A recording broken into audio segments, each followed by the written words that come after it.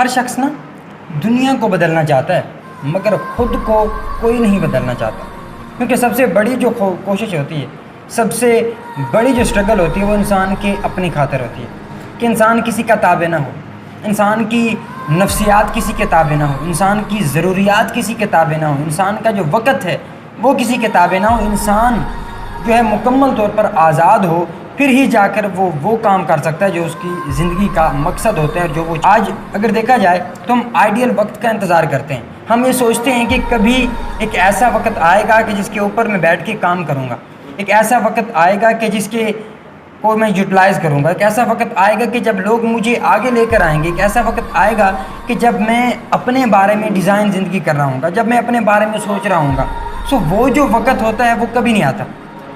دوسری صورتوں میں آ سکتا ہے، پریشانیوں کی صورتوں میں آ سکتا ہے، آپ کے اوپر جب ذمہ داریوں کا بوجھ بڑھتا ہے اس صورت میں آ سکتا ہے جب آپ سوچنے پہ پھر مجبور ہو جاتے ہیں۔ پھر وہ لمحہ ہوتا ہے کہ جب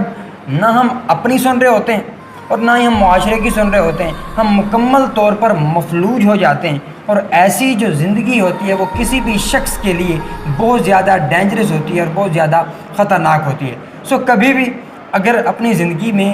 کچھ کرنے کا دل کرے،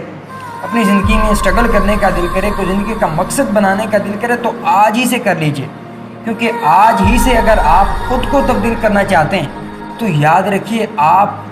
دنیا کو تبدیل کرنے والے بن جائیں گے۔ لیکن اگر آپ ڈائریکٹ یہ چاہتے ہیں کہ میں دنیا کو تبدیل کر دوں اور خود کو تبدیل نہ کروں